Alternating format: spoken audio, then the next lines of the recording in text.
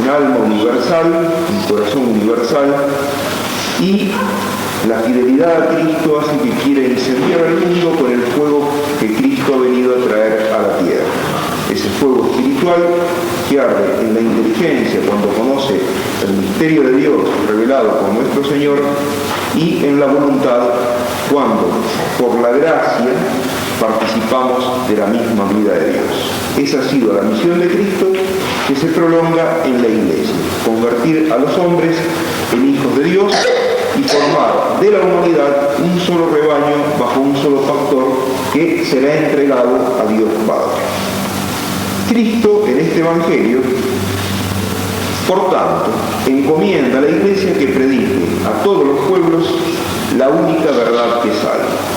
La única verdad que salva es la verdad que nos enseña Dios mismo. El hombre no se salva siguiendo la doctrina, las opiniones, las creencias de ningún otro hombre en particular. Cuando el hombre le cree al hombre, infaliblemente se extravía. Por eso el profeta Jeremías dice: maldito el hombre que confía en el hombre. El hombre, para obtener la salvación de su vida, debe confiar en Dios. Debe comenzar por hacerle caso a la verdad que Dios le ha revelado y debe vivir según esa verdad. Y esa es la misión de la Iglesia: enseñar la verdad de Dios y dar los auxilios necesarios para que los hombres puedan hacer la verdad, vivir según la verdad revelada por Dios. Cristo promete que Él estará con la Iglesia al realizar esa labor extraordinariamente importante hasta el fin de los tiempos. Eso llena el corazón de la Iglesia de una confianza infinita, porque si Cristo está con ella, la Iglesia no tiene por qué achicarse ante ninguna causa creada, ante ninguna resistencia o oposición de las criaturas. Verdaderamente, esta asistencia del cielo es lo único que explica la historia de la Iglesia en la tierra. Y quienes no la ven son ciegos. Es lo único que explica, no solo porque la expansión de la Iglesia y su permanencia son milagrosas, sino que también es milagroso que la Iglesia haya podido perdurar cuando tantos de sus miembros tenemos miserias humanas. La obra excede tanto la virtud, el poder de los hombres que componemos la Iglesia, que únicamente se hace comprensible cuando tomamos en cuenta esta asistencia del cielo. La evangelización comenzó inmediatamente después de haber recibido a los apóstoles el Espíritu Santo el día de Pentecostés. Los apóstoles salen fuera del cenáculo a predicar el misterio de Dios. Y esa evangelización no ha cesado. Es una palabra que ha continuado circulando en medio de todos los pueblos. Los predicadores pasan, pero la predicación no pasa. Nada puede detenerla, aunque ha encontrado resistencia desde el mismo comienzo. Pero contra esa palabra, que únicamente tiene la fuerza de la verdad, se deshacen todas las maquinaciones de los hombres, las trampas, los planes, las argucias de los hombres se deshacen contra esa palabra. Hombres rudos, como fueron los apóstoles, recibieron el poder de dar al mundo razones que no pudieron contradecir los hombres sabios. La palabra que han comenzado a predicar los apóstoles y la Iglesia continúa predicando hasta el día de hoy es una palabra única, porque abre la inteligencia y tiene el poder de transformar el corazón del hombre. Y esto es posible no por la alta capacitación de los predicadores, que siempre somos insuficientes, nunca damos lo que esa palabra de suyo necesita, sino por la asistencia de Cristo, que es fiel a sus promesas y continúa asistiendo a los predicadores en la obra de manifestar a los hombres el reino de Dios. Pues bien, providencialmente, este Día Mundial de las Misiones cae en la semana en que recordamos un acontecimiento misional de primera importancia, la evangelización de Reyes. Según dijo el Papa Juan Pablo II, en España, en Zaragoza, es el acontecimiento misional más importante de la historia de la Iglesia. Y nosotros tenemos que referirnos a este hecho porque mañana, pasado y especialmente el 12, escucharemos una nube de argumentos contra esa obra de evangelización. Escucharemos la descripción detallada de supuestas atrocidades que nos llevarán a mirar esa obra evangelizadora como una verdadera maldición, como obra del diablo y no obra de Dios. Lo que se reprocha a España en la obra de la evangelización de América es que no respetó a los indígenas, que tenían una cultura y una religión propia. Y en segundo lugar, que para imponer la fe católica, recurrió a la violencia y así masacró a un número incalculable de indígenas. Dicen, millones y millones de indígenas cayeron víctimas del fanatismo religioso de los españoles. Consideremos un poco estas razones. Cuando Colón llegó a América, creyó haber encontrado el paraíso terrenal, porque los habitantes de la nueva tierra, del nuevo mundo que él pudo, con los que entró en contacto, estaban desarmados y parecían completamente pacíficos. Pero al poco tiempo mandó a reconocer la región en la que había desembarcado y se desengañó. A pocos metros del lugar donde había sentado pie, había un rancherío indígena que acababa de ser atacado por una tribu rival y acababa de ser masacrado. Y es más, los vencidos habían sufrido el canibalismo. Por eso se llama canibalismo esta práctica de antropofagia, porque los indígenas que habían masacrado y devorado a los vencidos eran los caníbales o caríbales. Esta práctica guerrera y antropófaga que Colón pudo constatar y bien puso el pie en América era algo que se extendía de un extremo al otro del continente.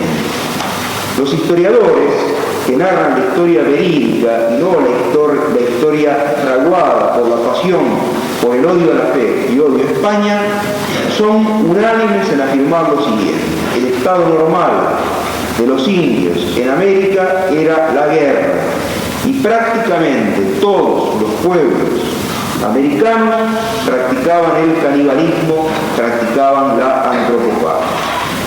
Las culturas más importantes de América, antes de la llegada de los españoles, se distinguían por su crueldad, por su inmisericordia con respecto a los pueblos vencidos y sometidos.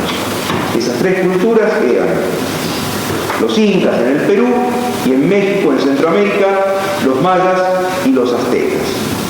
Los incas en el Perú no practicaban el asesinato sistemático, pero esclavizaban a los pueblos vencidos y cuando le ponían la menor resistencia, los trasladaban, organizaban deportaciones en masa, así como Israel del Antiguo Testamento conoció la deportación primero a Siria y luego a Babilonia.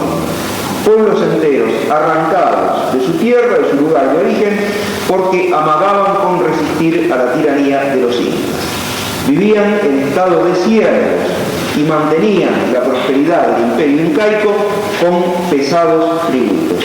Año tras año el Inca recorría todo el imperio y en cada uno de los pueblos sometidos recibía acatamiento y además los tributos. Nosotros cuando hicimos el retiro de mes en Salta, en un día de salida, cruzamos una montaña, caminamos 2 horas y llegamos a una población que había pertenecido, estaban las ruinas, que había pertenecido al imperio incaico y se conservaba en bastante buen estado todavía el trono del Inca, el lugar donde el Inca se sentaba cuando llegaba a ese lugar y ahí recibía acatamiento y tributos.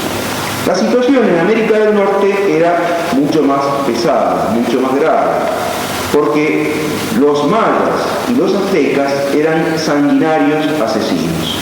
No solo mataban a los vencidos, porque así se los exigía su religión, sino que para satisfacer las exigencias de sus crueles dioses, habían comenzado a matarse, a asesinar a los miembros de su propio pueblo. Para tener una pequeña idea, antes de la llegada de los españoles, en el imperio azteca morían víctimas de la antropofagia 250.000 personas por año, el 1% de la población.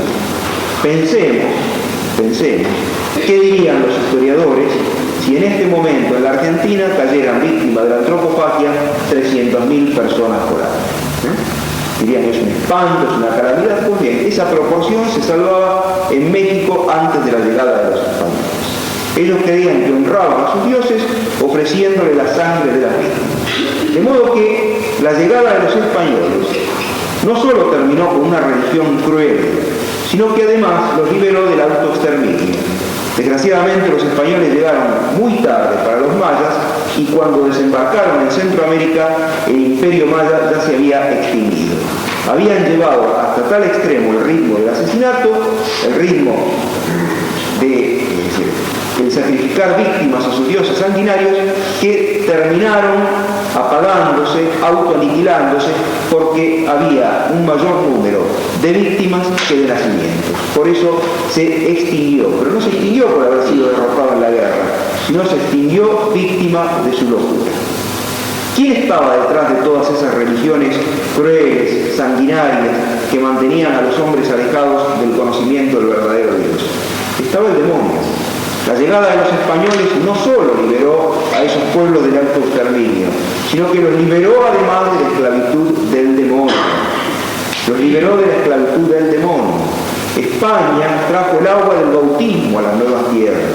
Hizo pasar a esos hombres que vivían en las tinieblas de muerte a la luz, al conocimiento de la verdad, a la gracia de Cristo que limpia el corazón del hombre y lo convierte en hijo de Dios. Y los que atacan la obra de España en América, en realidad odian no que España haya impuesto por la fuerza la fe, sino el hecho de que España haya traído la fe. Lo que les molesta es la cruz, lo que les molesta es la evangelización. Prestemos atención a este dato. En América del Norte, ¿cuántos indios quedan? No quedan indios, fueron masacrados. ¿Quién protesta contra el exterminio del indio de América del Norte? Absolutamente nadie. ¿Por qué? Porque en el norte de América no se estableció una cultura católica, sino una cultura de signo protestante. El odio es siempre contra la Iglesia católica. Todo lo que se dice de España con respecto a su voracidad, apetito de oro, etc., queda puesto en evidencia como una mentira por un simple hecho. España es la única nación que salió pobre de la conquista. Las demás naciones que se lanzaron a la empresa colonial no se agotaron en la empresa colonial. En cambio, España sí, porque no nos quiso tratar como esclavos, sino que aspiró a convertirnos en cristianos y hombres libres. Y fue hasta tal límite en su generosidad que quedó absolutamente agotada. Inglaterra no quedó agotada después de la empresa colonial, porque Inglaterra nunca jamás le importó el alma de los habitantes de la colonia. Lo que le importaba era el negocio, el comercio, la factoría. Holanda tampoco. En cambio, España quedó empobrecida. España le dio a sus tierras muchísimo más de lo que recibió de ella. Le dio los hombres y le dio un esfuerzo infinito por plantar en todas partes, incluso allí donde no había oro que obtener, la cruz de Cristo. Pensemos, ¿qué oro había en estas tierras? ¿Qué oro había en Buenos Aires? ¿Qué oro había en Córdoba, en Santa Fe? ¿Qué oro había en Cuyo? Absolutamente no había oro. Acá no podían sacar grandes metales preciosos. Y sin embargo, el adelantado español llegaba y plantaba la cruz de Cristo porque el celo que lo empujaba era ganar algo mucho más importante para Dios que el oro, las almas. Por eso se odia a España. Por eso hay tantas mentiras, porque España entendió el mandato misionero de Cristo. Es cierto que hubo imperfecciones, es cierto que hubo excesos, es cierto que en algunos hubo crueldad, es cierto que en otros hubo codicia, pero no la atacan por lo que hubo de imperfecto, sino por lo que hubo de noble y de generoso en su empresa. España soñó y logró ser instrumento de Cristo en la conquista de las almas, en la obra de evangelizar al mundo. Pensemos cómo podemos realizar o cumplir hoy el mandato misionero. ¿Podemos seguir anunciando al mundo el Evangelio de Cristo, la palabra sin la cual el mundo no encuentra ni el equilibrio ni la salvación? No solo podemos, sino que también debemos, tenemos la obligación de hacerlo. Y aquí me es forzoso referirme a un hecho notorio que tuvo lugar días atrás. Al obispo de la diócesis se le ocurrió hacer una apreciación sobre el estado actual de la situación del país visto a la luz del Evangelio, y recibió una áspera crítica por medio de un concejal de la ciudad. ¿Estuvo desubicado el obispo cuando denunció el estado actual del país? De ninguna manera. Si todos tienen derecho para hablar y todos tienen derecho para opinar, ¿por qué hemos de ponerle una mordaza en la boca de Cristo? Cristo no dijo: lo que yo os digo a vosotros, vosotros decidlo a quienes se acerquen a vosotros. No, Cristo dijo: lo que yo os digo a vosotros, vosotros anunciadlo sobre los tejados, sobre las terrazas. La Iglesia tiene la obligación de difundir la palabra del Evangelio. Esa palabra es una luz, y la luz de suyo ilumina todo, aunque sea el fango y aunque sea la suciedad. Si hay fango y si hay suciedad, la luz no tiene la culpa, y al ponerlo en evidencia, ayuda a que ese fango y esa suciedad sean retirados. Lo que pasa es que la predicación del Evangelio molesta porque desenmascara, descubre a muchos que hacen el gran negocio con otras doctrinas de salvación.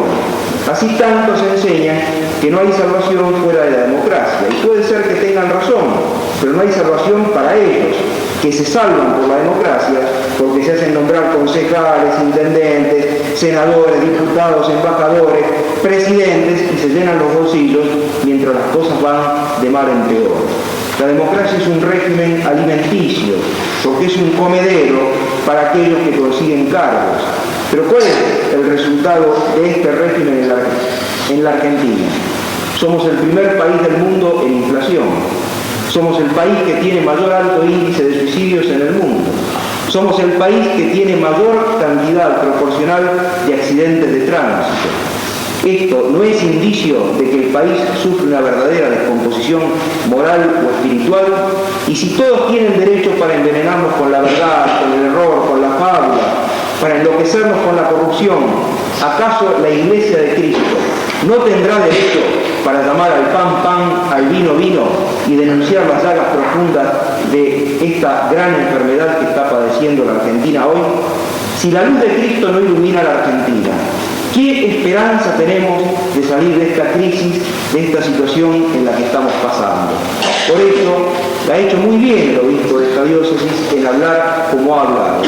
Se ha mostrado simplemente fiel al mandato de Cristo.